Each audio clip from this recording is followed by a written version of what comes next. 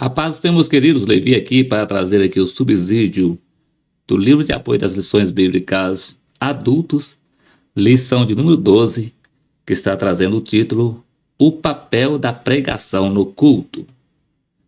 Nós estamos estudando o primeiro trimestre de 2024. Nesse primeiro trimestre estamos estudando o tema O Corpo de Cristo, Origem, Natureza e Vocação da Igreja no Mundo.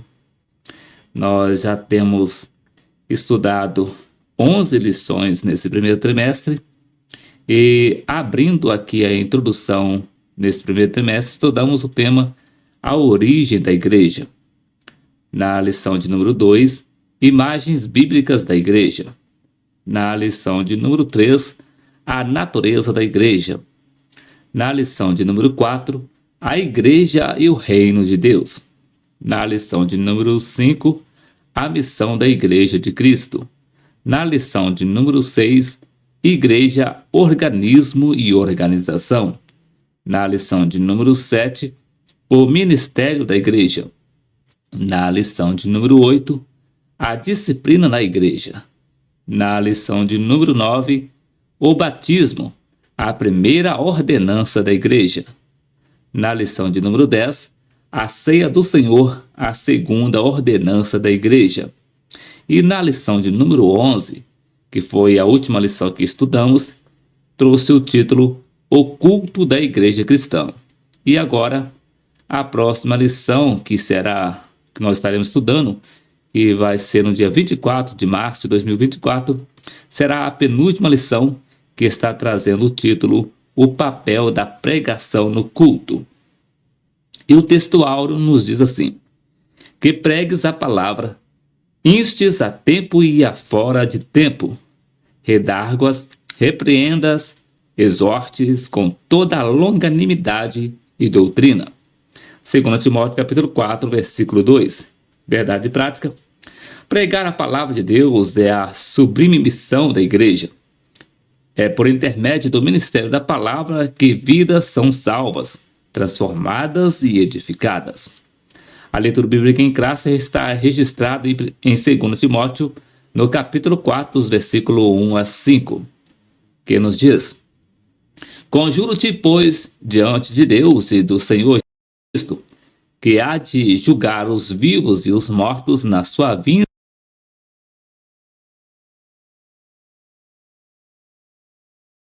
que pregues a palavra, instes a tempo e fora de tempo, redarguas, repreendas, exortes com toda a longanimidade e doutrina, porque virá tempo em que não sofrerão a sã doutrina, mas, tendo comichão nos ouvidos, amontoarão para si doutores conforme as suas próprias concupiscências, e desviarão os ouvidos da verdade, voltando às fábulas.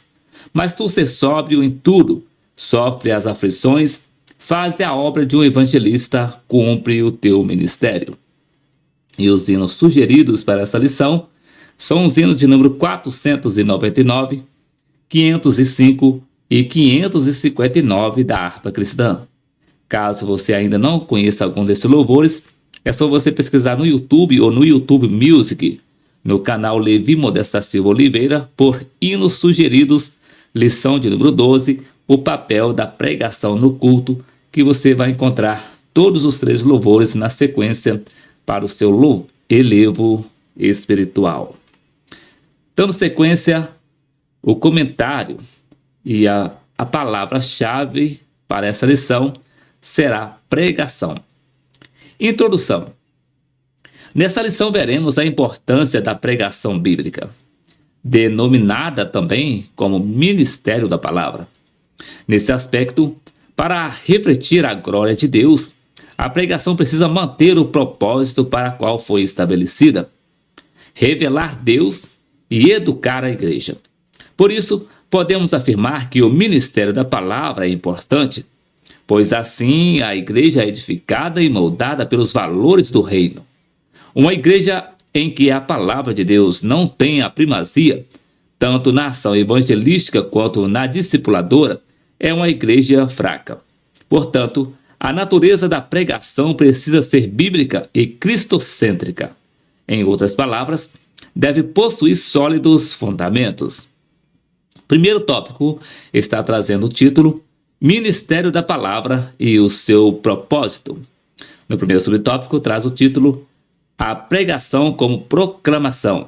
No segundo subtópico, o caso emblemático de Lídia. No terceiro subtópico, a pregação como instrução. No segundo tópico traz o título O Ministério da Palavra e sua importância. No segundo subtópico, formação de valores. No terceiro subtópico, resistindo diante de uma cultura sem Deus. No terceiro tópico traz o título O Ministério da Palavra e sua fundamentação. No primeiro subtópico, deve ser cristocêntrica. No segundo subtópico, deve ser bíblico. E,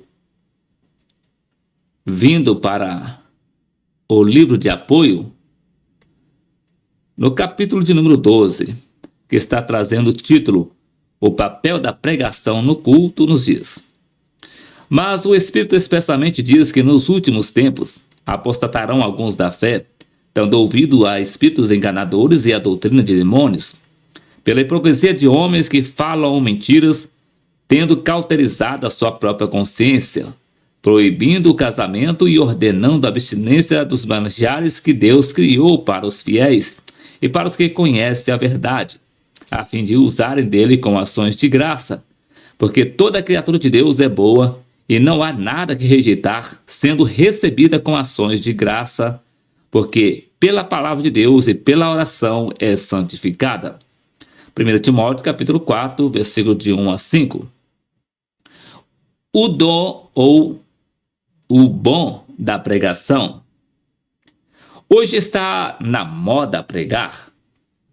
As redes sociais tornaram-se uma grande vitrine na qual é possível encontrar pregações e pregadores de todos os tipos e para todos os gostos. Existem pregadores que se orgulham de possuir milhares de seguidores virtuais, mas não têm nem mesmo uma igreja para pastorear. Se o ambiente virtual já era o espaço preferido dos pregadores, essa preferência se tornou uma obsessão com a monetização de conteúdos produzidos. A pregação nunca foi um negócio tão rentável como está sendo agora. Não é somente pregar, mas lucrar com aquilo que se prega. É garantir likes, curtidas e visualizações, pois isso torna o pregador mais famoso e, consequentemente, garantia de lucro certo. Dessa forma, a pregação perdeu a sua sacralidade. Assim, não é comum vermos vídeos que são produzidos na cozinha, em aeroportos e até mesmo dentro de banheiros mostrando supostos conteúdos ou conteúdos evangélicos. Não é o lugar que demoniza esses vídeos, mas a avareza e ganância que preenche seus conteúdos. São ferramentas para ganhar dinheiro. Parece haver uma lógica para isso. É preciso postar porque o ambiente virtual criou os viciados em mensagens. Assim como há, por exemplo, o dependente químico ou viciado em álcool e fumo. Da mesma forma, existe também o viciado em pregação. O vício cria uma realidade imaginária e produz ilusões. O mesmo princípio pode ser visto no consumidor de mensagens. Nesse aspecto, a pregação não passa de entretenimento, como o dependente químico pode ser conhecido por algumas características, assim também o viciado em mensagens virtuais. De tanto ouvir mensagens, estão empaturrados delas. Isso cria um estranho efeito colateral. Passam a não gostar da sua igreja local e muito menos do seu pastor. Ficam enfastiados de ambos. Tornam-se desigrejados. Assim passam a conhecer tudo sobre pregação, mas eles mesmos não pregam nada. Acredito que tudo isso acontece por conta de uma ideia errada do que seja uma pregação. Com tanto glamour, criado em volta de grandes pregadores, que se tornaram verdadeiras celebridades, a pregação passou a ser conhecida mais como uma oratória rebuscada do que como um testemunho cristão, uma mera retórica. Um pregador habilidoso, por exemplo, que sabe explorar as emoções e por uma pitada de Bíblia dentro da sua pregação, consegue vender uma heresia como se fosse a mais pura e genuína mensagem bíblica. A importância da pregação. Convém dizer que nada do que foi dito até aqui sobre os artistas de púlpito virtuais em nada diminui o valor da verdadeira pregação e sua importância. A pregação é a mais poderosa ferramenta que Deus usa para salvar os perdidos. Deus achou por bem salvar os que creem por meio da loucura da pregação. 1 Coríntios capítulo 1, versículo 21, na Nova Almeida atualizada. A pregação nos revela Deus e nos conduz até Jesus Cristo. Na verdade, somos igreja por causa da pregação. A pregação é um instrumento que o Espírito Santo usa para nos revelar Jesus. Lídia, a vendedora de púrpura da cidade de Tiatira, se converteu quando ouviu Paulo pregando. Uma certa mulher chamada Lídia, vendedora de púrpura da cidade de Tiatira e que servia a Deus, nos ouvia, e o Senhor lhe abriu o coração para que estivesse atento ao que Paulo dizia. Atos capítulo 16, versículo 14. Essa convicção para a salvação vem por obra do Espírito Santo quando a mensagem da cruz é ouvida. João capítulo 16, dos versículos 7 a 11. A pregação do Evangelho, portanto, é um instrumento que o Espírito usa para gerar o novo nascimento. Jesus Cristo valeu-se da pregação para proclamar libertação aos cativos. Lucas capítulo 4, versículo 18. O verbo grego traduzido como proclamar, kerisó, de acordo com os léxicos de Bauer e Kirtel, refere-se à pregação do Evangelho como a palavra autorizada, obrigatória de Deus, trazendo responsabilidade eterna a todos que a ouvem. Mateus usa esse termo para dizer que Jesus começou a pregar em Mateus capítulo 4, versículo 17, que andava nas sinagogas pregando o Evangelho, Mateus capítulo 4, versículo 23, e que ele percorria todas as cidades e aldeias, ensinando na sinagoga deles e pregando o Evangelho do reino, Mateus capítulo 4, versículo 5. Por sua vez, Lucas diz que Jesus enviou os apóstolos a pregar o reino de Deus e a curar os enfermos, em Lucas capítulo 4, versículo 2. O livro de Atos mostra com toda clareza que a pregação era a força propulsora do ministério da igreja. Assim, quando Filipe foi à cidade de Samaria, ele pregava a Cristo, Atos capítulo 8, versículo 5. Por sua vez, Paulo, logo após sua dramática conversão, pregava a Jesus que este era o Filho de Deus, Atos capítulo 19, versículo 20. Pedro lembra na casa de Cornélio, o centurião romano, que Jesus os havia mandado pregar ao povo. Atos capítulo 10, versículo 42. Da mesma forma, Paulo diz aos presbíteros reunidos em Mileto que sua estadia com eles foi marcada pela pregação do reino de Deus. Atos capítulo 20, versículo 25. Dessa forma, a história da igreja cristã tem sido moldada pela pregação desde os tempos dos apóstolos. A pregação bíblica exercia um papel central nas reuniões regulares da igreja primitiva. Atos capítulo 2, versículo 42. Os apóstolos eram liberados das responsabilidades de uma igreja crescente para se concentrar em oração e pregação. Atos capítulo 6, versículo 3 e 4. Pedro modelou a pregação bíblica usando as escrituras do Antigo Testamento para revelar a centralidade de Jesus Cristo no plano de Deus para redimir seu povo. Atos capítulo 2, versículo 14 a 36. Como missionário, Paulo usou pregação como seu meio de espalhar o evangelho por todo o mundo conhecido. A proclamação de Paulo era doutrinal e apologética. Argumentava em prol da ressurreição e apelava aos fiéis para que levassem vidas corretas. Colossenses capítulo 3, versículo de 1 a 3. Paulo transmitiu o legado da pregação para os seus discípulos, exortando-os a pregar a palavra e encarregar outras pessoas fiéis da mesma tarefa. 2 Timóteo capítulo 2, versículo 2 e capítulo 4, versículo 2. A pregação também foi o eixo central do ministério do apóstolo Paulo. O mesmo verbo grego, keirisso, também é usado com frequência para se referir ao ministério de pregação do apóstolo dos gentios. Segundo Paulo, a pregação é a palavra da fé que pregamos. Romanos capítulo 10, versículo 8.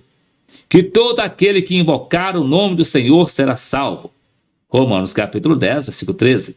Contudo, como ouvirão se não há quem pregue? Romanos capítulo 10, versículo 14. Paulo enfatizava que pregava a Cristo crucificado. 1 Coríntios capítulo 1, versículo 23. Sua recomendação a seu jovem discípulo Timóteo foi que pregues a palavra. 2 Timóteo capítulo 4, versículo 2. Dessa forma, a pregação moldou o ministério de Paulo. Podemos começar observando a centralidade do discípulo ou do discurso público do ministério de Paulo em Atos. Imediatamente após a sua conversão, em Atos capítulo 9, versículo 1 a 19, Paulo começa a pregar. Atos capítulo 9, versículo 20, keirisso. Quando Barnabé o recomenda aos apóstolos em Jerusalém, ele o faz por sua fala corajosa. Parressissomai, Atos capítulo 9, versículo 27, a qual o recém-convertido dá continuação com entusiasmo. Atos capítulo 9, versículo 28. Quando Paulo é enviado em sua viagem missionária inicial pelo Espírito Santo em Atos capítulo 13, versículo 4, a primeira referência à atividade de proclamação, katangelo, ou katangelo, ocorre imediatamente, Atos capítulo 13, versículo 5. A partir desse ponto, a proclamação é o elemento mais persistente no relato sobre a atividade missionária de Paulo. O termo usado pode ser evangelizo, keirisso, katangelo, peifo, parressissomai, dialego, materio, dimartiromai, para divomi ou divasco. E o público pode ser grande ou pequeno, formal ou informal, ao ar livre ou do lado de dentro.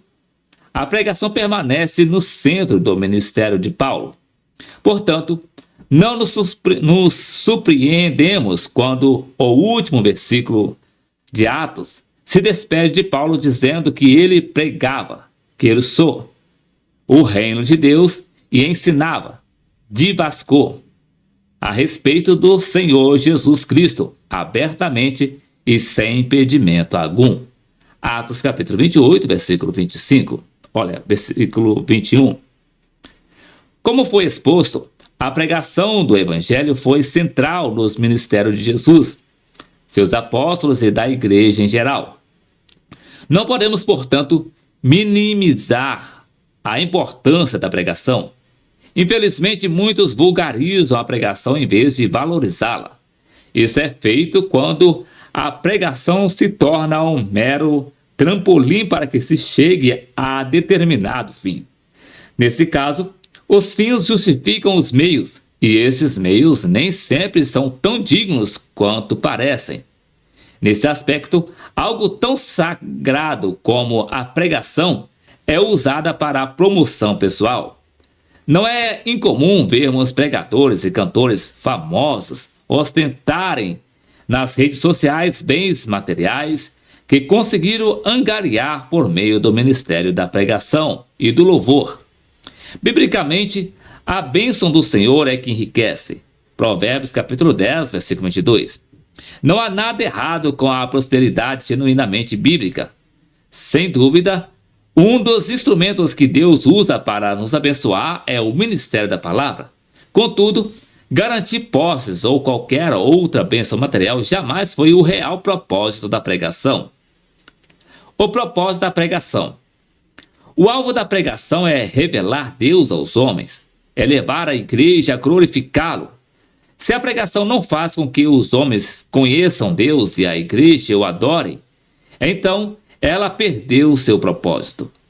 Pode ser chamada de qualquer outra coisa, menos pregação. De fato, é oratória, mas o antropocentrismo domina tanto um como o outro. Não são pregações genuinamente bíblicas. Na verdade, não são pregadores, mas quaches. Jesus deixou claro, por exemplo, que seu objetivo principal era a pregação da palavra. E ele lhes disse: vamos às aldeias vizinhas, para que ali eu também pregue, porque para isso vim. Mateus capítulo 1, versículo 38. Jesus veio para pregar. Essa era a sua missão. Pregar também foi o propósito principal na vida e ministério do apóstolo Paulo. Mas de nada faço questão, nem tenho a minha vida por preciosa, contanto que cumpra com alegria a minha carreira e o ministério que recebi do Senhor. Atos capítulo 20, versículo 24, na Almeida Corrigida Fiel. A pregação como exposição.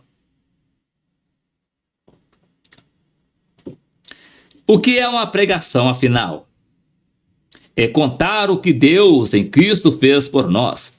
É testemunhar sobre a imerecida graça de Deus recebida. Jesus, quando libertou o gadareno de uma legião de demônios, e este queria segui-lo, disse-lhe: torna para a tua casa e conta quão grandes coisas te fez Deus. E ele foi apregoando por toda a cidade quão grandes coisas Jesus lhe tinha feito. Lucas capítulo 8, versículo 39. Lucas diz que aquele homem saiu pregando sobre Jesus por toda a cidade. Da mesma forma, Filipe, descendo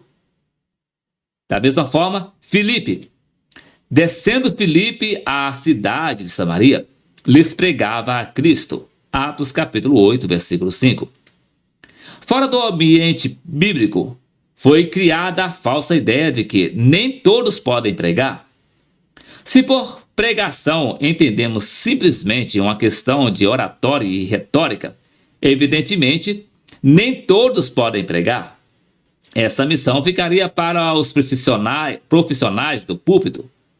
Mas se entendermos que pregar é testemunhar de Cristo, então todos sim podem pregar. O fato de elitizar a pregação criou um abismo entre clérigos e leigos. Em algumas igrejas, os leigos nunca pregam. Essa é uma tarefa do teólogo profissional. Não tenho dúvidas de que isto é um erro, porque vai contra a doutrina do sacerdócio universal de todo crente. 1 Pedro capítulo 2, versículo 9. Todo cristão é um sacerdote de Deus e, como tal, está habilitado a testemunhar de Cristo. De fato, Jesus havia dito que seus discípulos receberiam poder para ser suas testemunhas. Atos capítulo 1, versículo 8. Mais uma vez, pregar é dar testemunho de Cristo. Há algum tempo, li uma obra escrita por Christian Schwartz, em que ele mostra esse fato. Schwartz fez uma pesquisa sobre o crescimento da igreja em 5 continentes. Ele pesquisou mais de 1.000 igrejas. Um fato curioso é que ele acabou descobrindo um dado interessante que mostra como a igreja cresce. Sua pesquisa levou à constatação de que 76 de todas as pessoas que se converteram e passaram a fazer parte das igrejas vieram por meio do testemunho pessoal. É um dado que não deveria nos surpreender, porque Schwartz apenas constata uma realidade bíblica. Pregar é testemunhar das insondáveis riquezas de Cristo.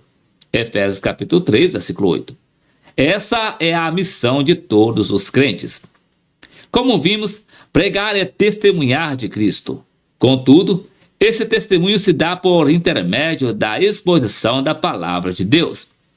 Mas o que andavam dispersos iam por toda a parte anunciando a palavra. Atos capítulo 8, versículo 4.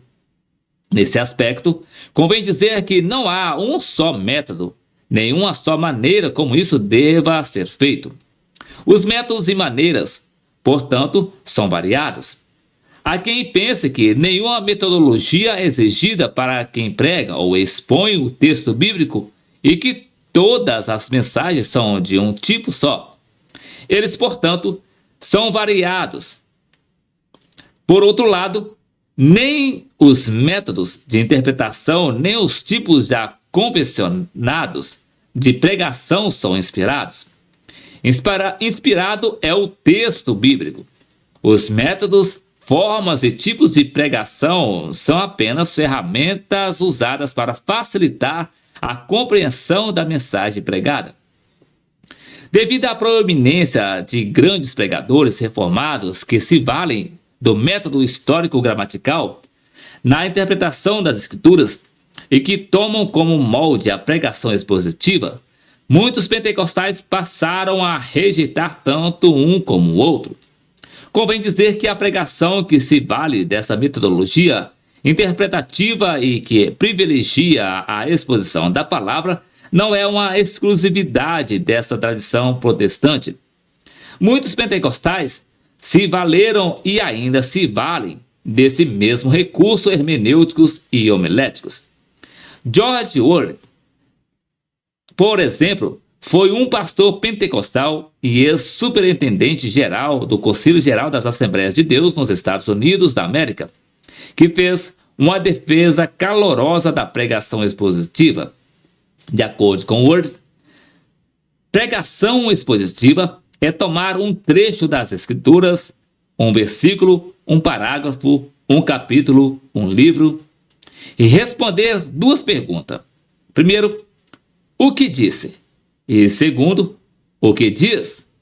Ao responder a essas 2 perguntas, o assunto, os pontos principais e os subpontos da mensagem são regidos pelo próprio texto. Na pregação temática, o pregador pode escolher seu esboço. Na pregação textual, os pontos principais são regidos pelo texto e o pregador pode colocar entre os pontos o que quer que se sinta levado a colocar. Entretanto, na pregação expositiva, o texto rege inteiramente o conteúdo da mensagem. Não se tem a liberdade de buscar ou escolher o que se quer enfatizar ou deixar passar. Ward dá ainda razões de suas preferências pela pregação expositiva. Em primeiro lugar, ele acredita que a pregação expositiva firma a igreja. Em segundo lugar, mostra que esse tipo de pregação põe a igreja em contato com a tonalidade da palavra de Deus. Esse tipo de pregação não se propõe a dar técnicas e fórmulas para viver. Mostra que esse tipo de pregação põe a igreja em contato com a tonalidade da palavra de Deus. Esse tipo de pregação não se propõe a dar técnicas e fórmula para o viver cristão, como, por exemplo, o que devo fazer para ter um casamento feliz, para criar filhos obedientes, para ter prosperidade financeira, etc. Esse tipo de mensagem é atraente e mais simples de se pregar, mas acaba por ocultar e omitir completamente verdades essenciais sobre o coração de Deus. Em terceiro lugar, a pregação expositiva propõe a maturidade espiritual.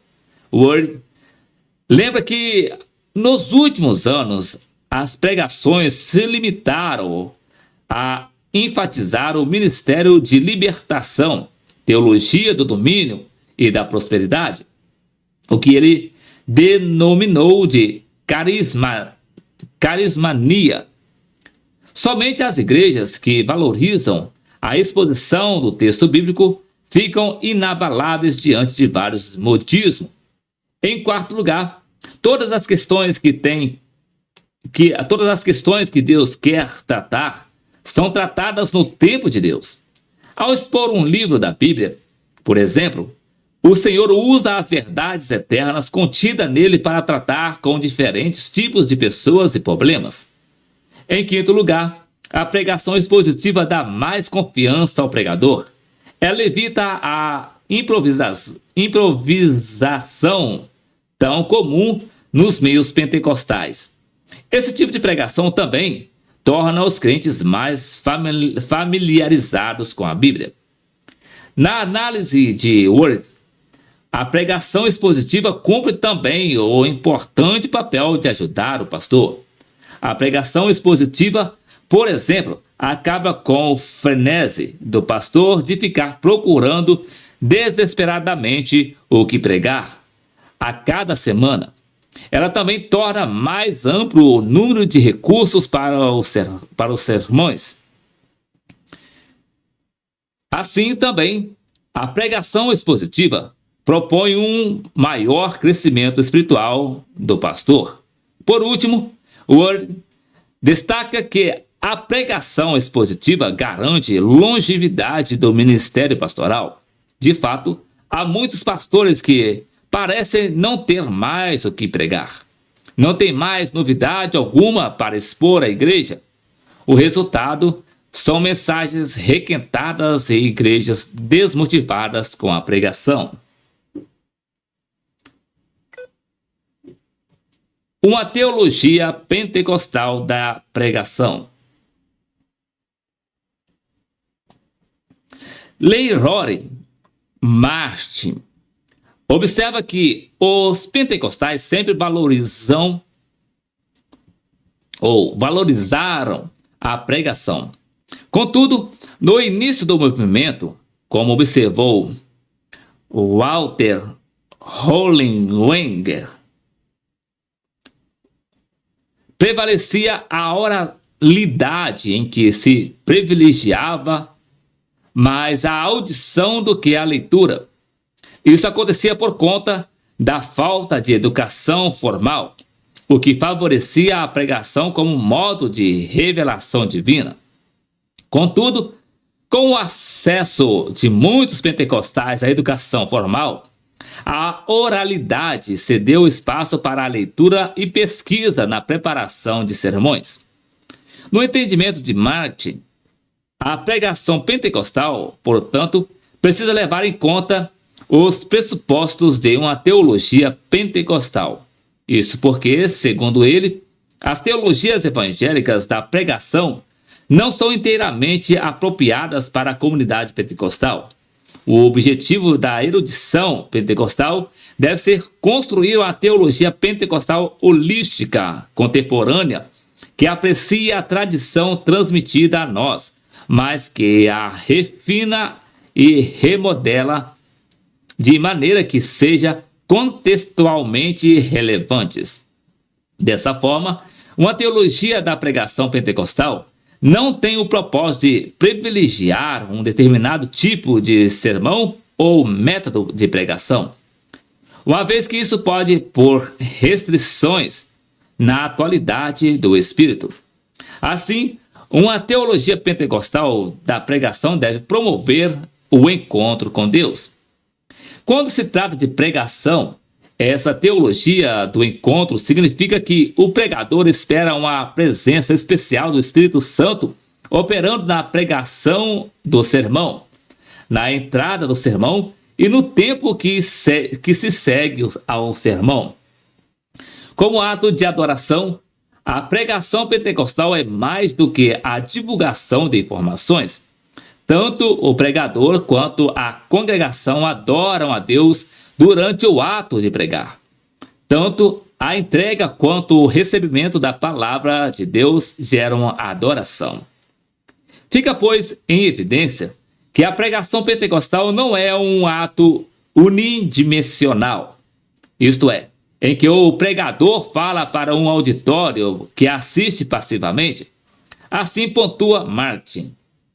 O pregador permanece na santa presença de Deus, com um olho em Deus e o outro na congregação, com um pé na terra e o outro pé no céu, com uma mão estendida para Deus e a outra estendida para o povo. As pessoas também adoram. Elas olham tanto para o pregador quanto para Deus, enquanto se rendem ao Espírito Santo. A construção teológica da pregação pentecostal pode ser vista nos primeiros anos do movimento. Naquele contexto, os pentecostais concentravam suas atenções na doutrina bíblica, na espiritualidade prática e ênfase no evangelho, como destacou Gutierrez Siqueira. O pentecostalismo moderno resgatou muitas ênfases pietistas, tais como a primazia da experiência na construção teológica, a conversão mediante uma transformação radical e o apego com a afetividade religiosa, onde se busca intimidade com Cristo, não somente o seu senhorio. Tanto no pietismo como no pentecostalismo, a pregação do evangelho e a visita pastoral são mais importantes que a disputa de ideias universidade.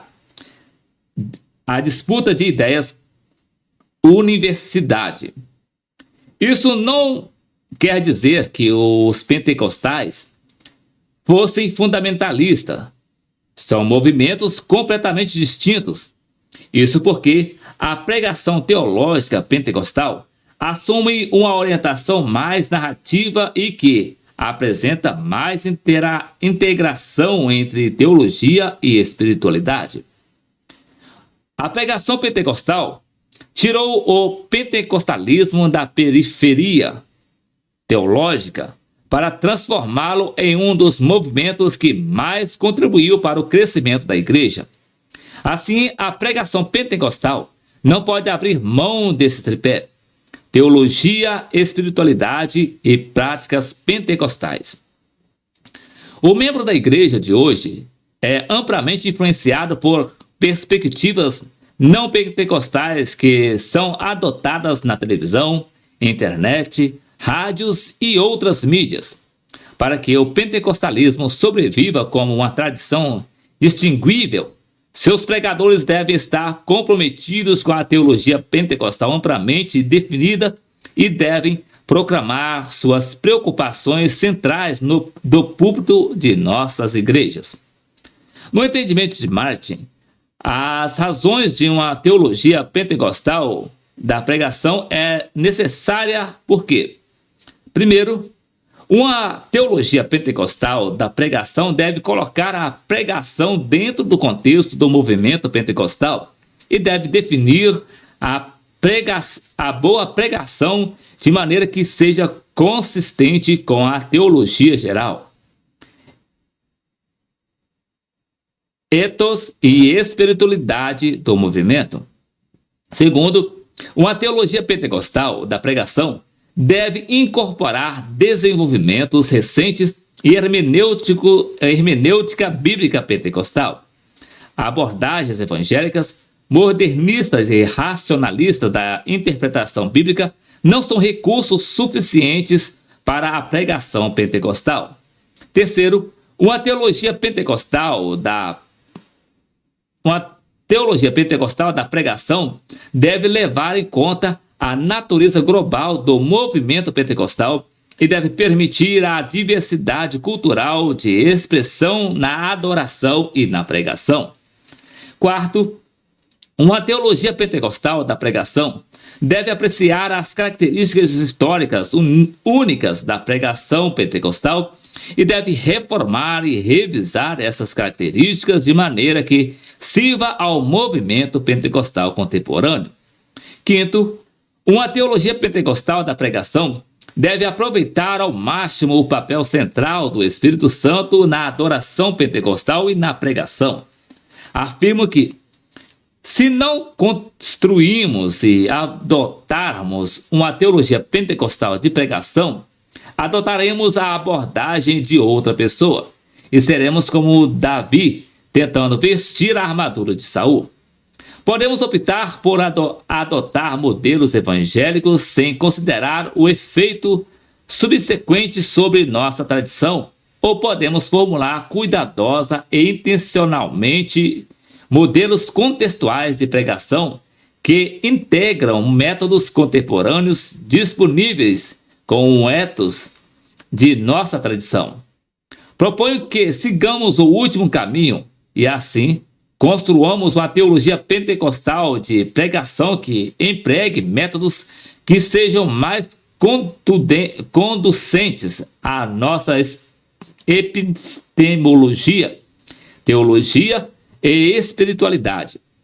Estou pedindo o tipo de pregação que produz uma fé pentecostal genuína e vibrante. Não estou sugerindo que preservemos uma versão antiga e idealizada do pentecostalismo. Não podemos recuperar o passado, mesmo que quiséssemos fazê-lo. No entanto, se o movimento pentecostal espera continuar seu crescimento e impacto no mundo, deve ter pregadores que entendam e estejam comprometidos com o coração distinto da tradição e que possam ouvir e proclamar o que o Espírito está dizendo agora às igrejas. Devemos continuar a praticar o Evangelho, pleno que quisermos cumprir o papel para a qual Deus nos criou.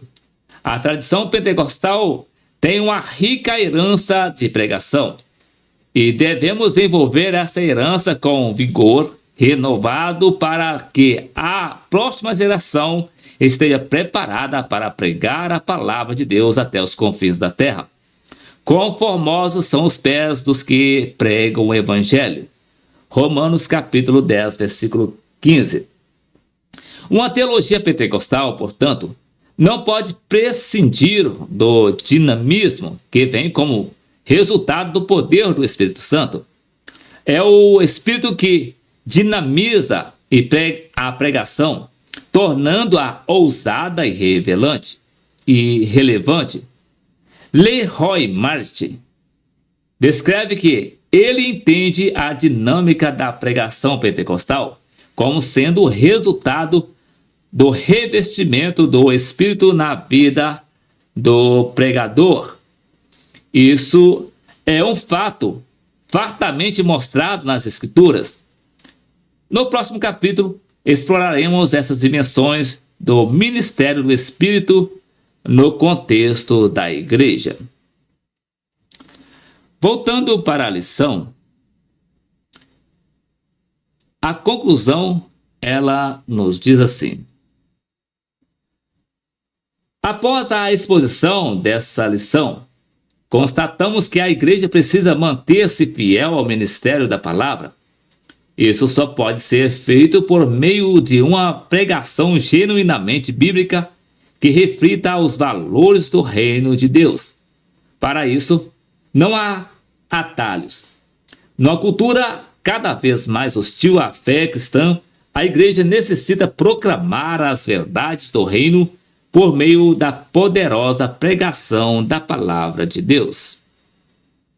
Então, meus irmãos, esse aqui foi o subsídio do livro de apoio das lições bíblicas adultos, editado pela editora CPAD, lição de número 12, que trouxe o título O papel da pregação no culto. Na próxima semana, se o Senhor Jesus nos permitir, Regressaremos aqui para deixar o subsídio do livro de apoio da última lição desse trimestre, que será a lição de número 13, que vai estar trazendo o título O Poder de Deus na Missão da Igreja. Que Deus em Cristo abençoe a sua vida e até o próximo vídeo, querendo o Senhor Jesus.